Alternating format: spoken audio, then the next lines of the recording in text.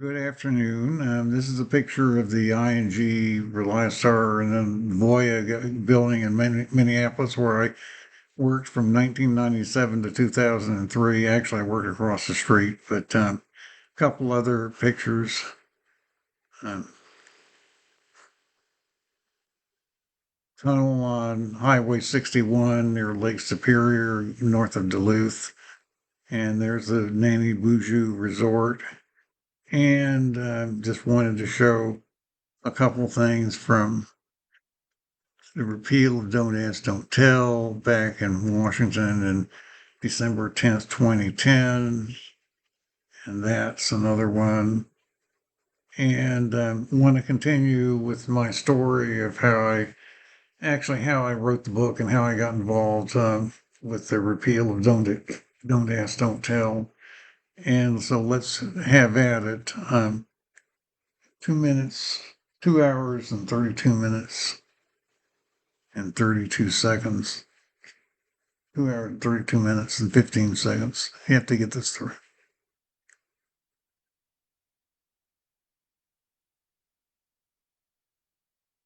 This is the other big thing, and this again is another little story circle. First of all, I moved back to Arlington. Well, part of it was a little bit about mother's health, maybe, but Chilton finally. I worked for this consortium. Then when that fell apart, I worked for Chilton, which is a credit reporting company, for 6 years. I wound up working on their billing system, and so we didn't put much of anything at all into production for 3 years. Then we were in production all the time for 3 years, and so I had a pretty good work experience at Chilton, and my experience in the credit reporting industry. I will tell you now. Yes, you can do age verification. Yes, you can merge it with the credit reporting industry. Nobody wants to do it politically, but yes, I know how you could do it. And that's probably what's going to happen. That's another thing in the book I'm working on now, is describing how that would happen. But that is very valuable experience, understanding what's going on now with age verification. Yes, you can do it. And so then, but because of the layoff, because Chilton got bought a couple times, then TRW, Borg Warner owned it for a while, and then they wanted to sell it to TRW, and TRW wanted to combine everything. So they wanted to close down their systems and merge applications. By the way, that doesn't always happen with mergers, but with this one, it was going to happen. So I decided, and some people would be kept until the end and be given more severance, and given 6 months of severance or something if they stayed to the end. But I decided not to stretch my luck and to go back to Virginia. And I had a very strange. Now the involvement with Don't Ask, Don't Tell came on rather suddenly, but there was this kind of a prologue. I had a job with a company called Consolidated Consulting Group, which was Blue Cross of Virginia, doing reports on hospital margins for clients. And then they sold to a company called Lewin, and I stayed there. It was a very strange job, but it was a very interesting experience in running a small business that only has 16 people and working with clients. And that actually provided me with an interesting perspective that you could work for a much smaller company, or you could work for yourself. That started, what would it mean if I did that? So that was one thing. Then I decided that for stability, I went to work for Uslico Corporation in January of 1990. I had decided to leave. There were some things that I didn't like that were going on, and I'm not going to get into it here. But at one point, I had actually helped save the company. I solved one particular problem that's in the book, And then when we moved from one subsidiary, I took all the tapes home from Richmond to Washington in my own car. That was what a small business was like then. Well, just look right there, my own stuff. You know, I had to bring it out here. And very much what I have to do today is actually to get home, the tapes home in your car without them being damaged was a survival of a business. And that idea of having so much responsibility for one person, you know, thinking how these journalists today that run around getting on planes every day to go cover the latest murder or go cover the latest controversy in Minneapolis or in Arizona now or various other places that are constantly in the news. You know, I mean, journalists, they have to be able to pack and carry things around and not get them damaged.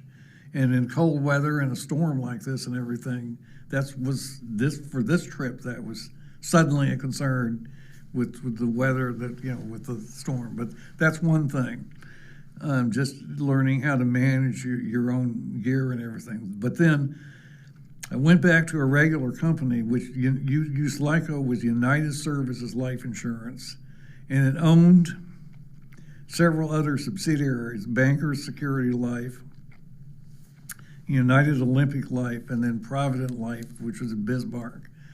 And so it had already consolidated some companies, but I went to work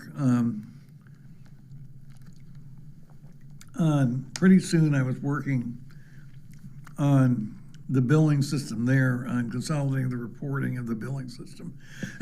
There was, and that got started pretty well. And I had a social life in the early 90s with a group called Adventuring, with the VA Outdoors group. We went on a lot of trips. One weekend in early 1990, a guy that was in the Army came on one of the trips. And that was the first little exposure to gays in the military, you know, just somebody that came on one of them. And then in 1991, there was a distraction at work. There was a technical security problem at work that was a big distraction for a long time, where I made, and several other people missed something that could have caused some serious problems. And that was a great anxiety for a long time. I won't belabor that. But I had not been feeling well for a few weeks in the summer of 1991. I don't know exactly what it was. It might have been like E. coli from a hamburger or something. I think it was something like that. It went away, but it took a long time to go away. But then things started changing as that problem receded, and we got into 1992. Life started improving again. And I went to, during the middle of May of 1992, Keith Meinhold, who had been a soldier in the Navy, came out on national television, you know, and about being discharged and all of this.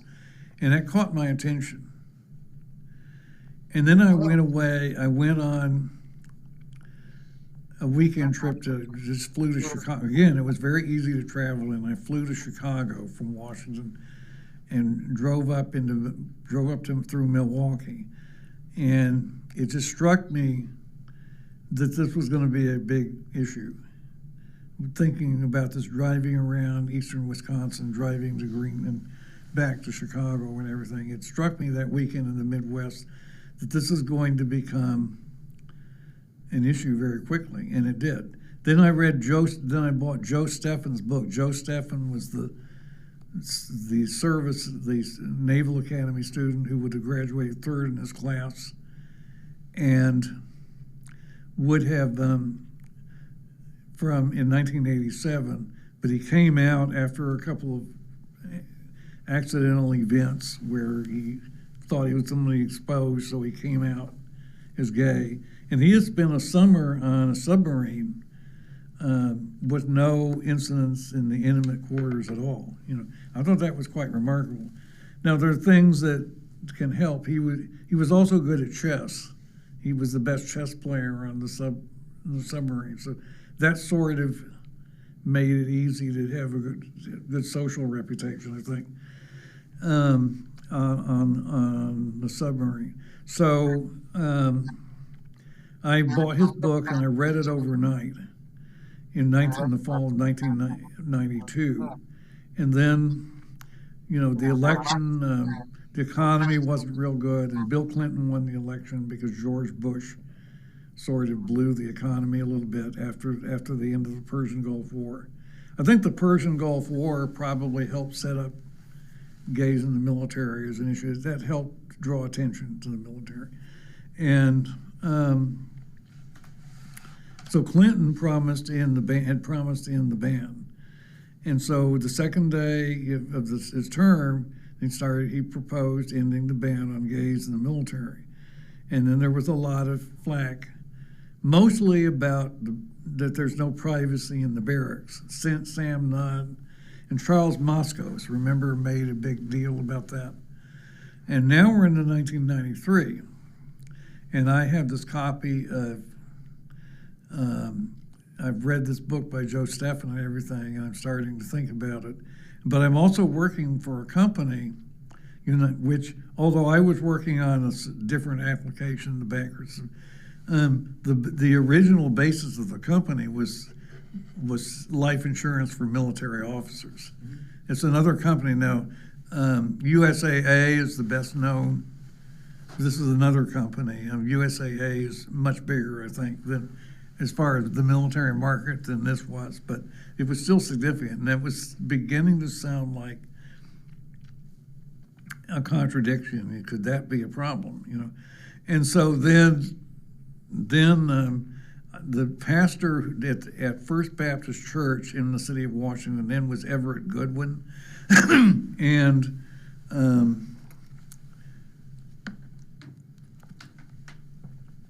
I showed him Joe Steffen's book, and he got very intrigued by it. And so we had various discussions, and I wrote a letter of how you could lift the ban on gays in the military. And I gave it to Goodwin, and he had enough clout in Washington. He could go to the White House, and he gave it to the Clinton administration. He actually did. Wow. And then, this was before don't ask, don't tell, don't pursue.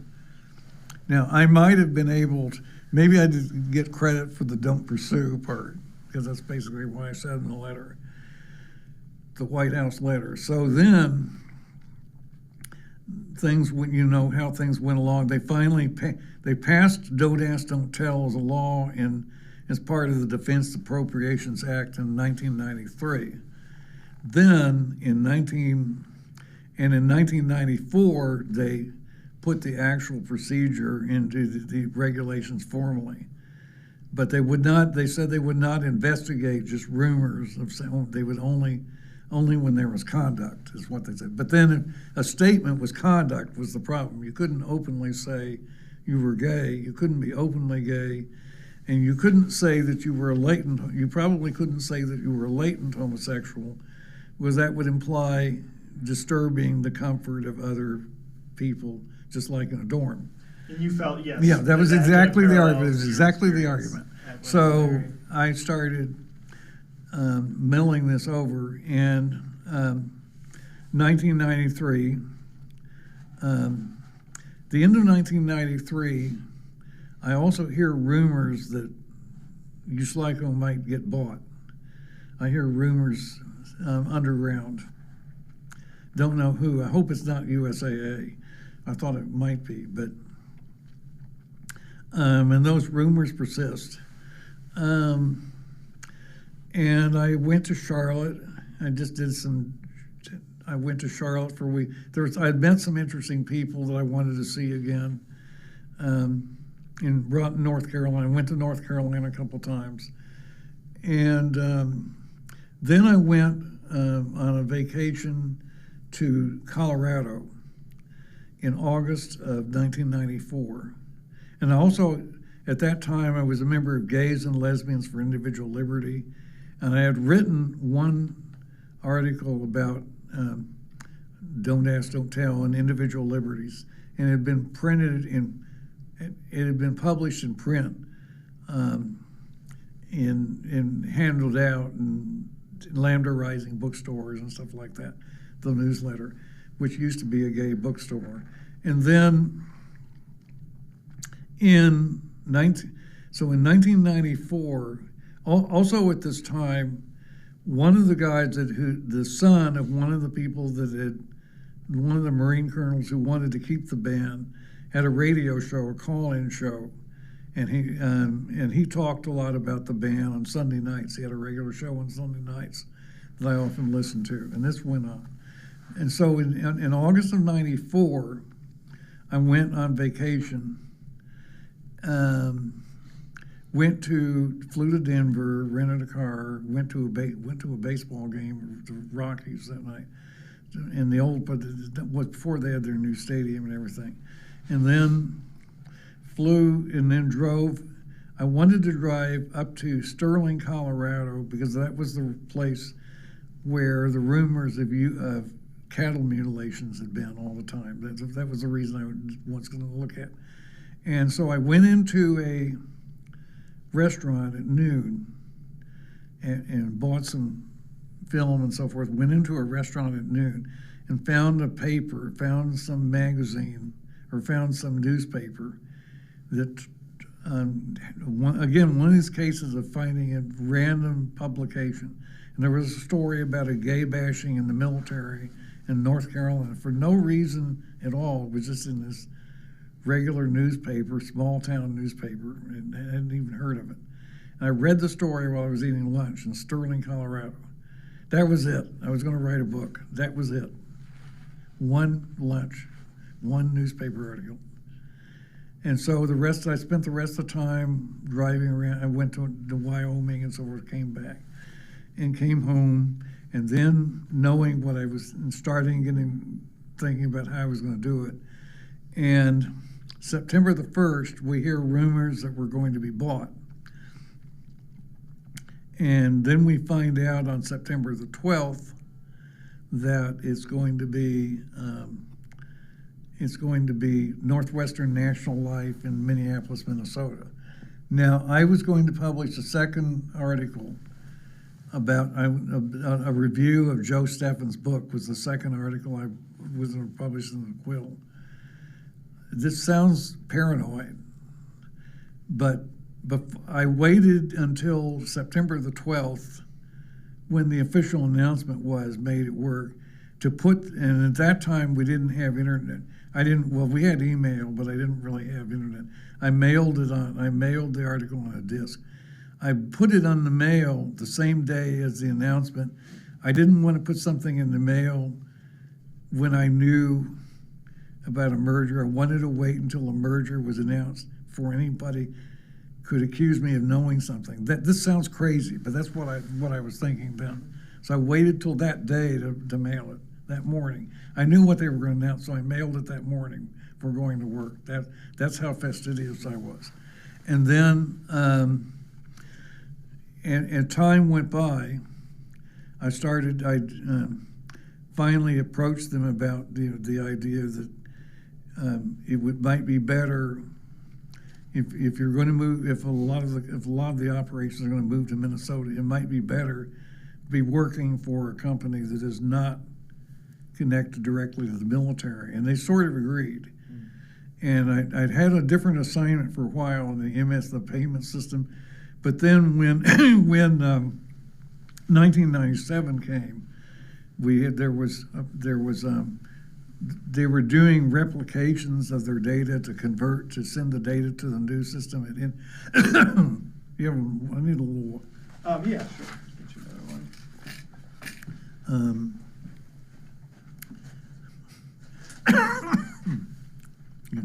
Throat dried out. Yeah, no, I think we're coming to the end here. Yeah. So, well, this is really full. You press it. Sorry.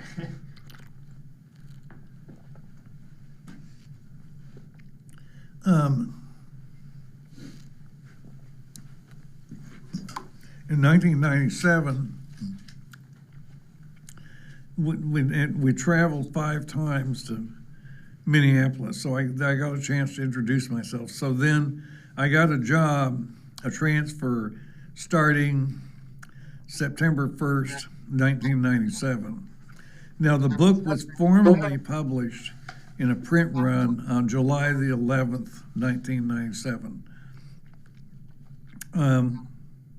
Then there was also the idea that one of the other employees had been fired. I mean, when I made a change within USLICO, he had been fired for non-performance, and he was black. He complained that he'd been discriminated against for being black, but it was more that he didn't get. He wasn't. It was more that he didn't get. I'm not sure how you some sort of DEI consideration, and I don't remember exactly how far DEI had gotten at the time. They were starting to talk about it, but it was thrown out of court. But I was concerned for a while about that I wouldn't publish the book until that was done away with. But fortunately, it was thrown out real quickly. But there was that little aspect to it, and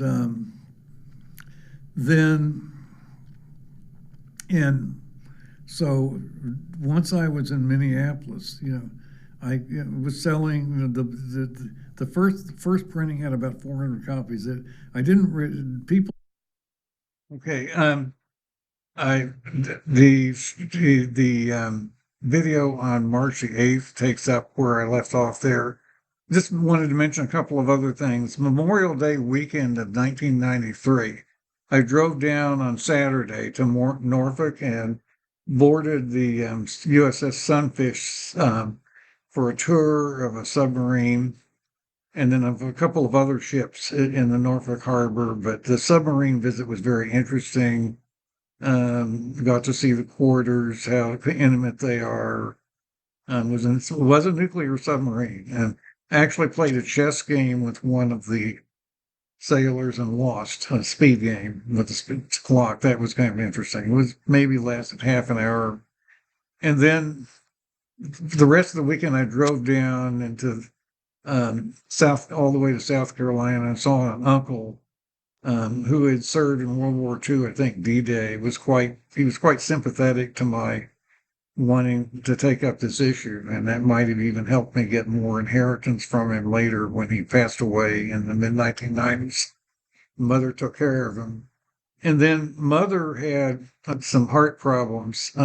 She had some problems in the 90s, and in 1999, in May, after I had moved and been in Minneapolis for a year and a half or so, she had actually a second heart attack, and they decided to do coronary bypass surgery. And I was concerned for a while that if I didn't agree to move back and be close to him, which would break the agreement I had with the company over the conflict of interest, she might not get the surgery. That's how serious. That didn't happen. Fortunately, that didn't happen. And we had hired caregivers, and they were all legal. We had agencies check that. I'm sure everybody was a legal immigrant that was hired, but that's another interesting aspect of the story, which I don't think I mentioned on the tape, the oral history tape, but I just wanted to add to this to round the story out. And so I do thank you for listening today, and we'll continue. I think there's one more section I want to record soon. And I do thank you for listening.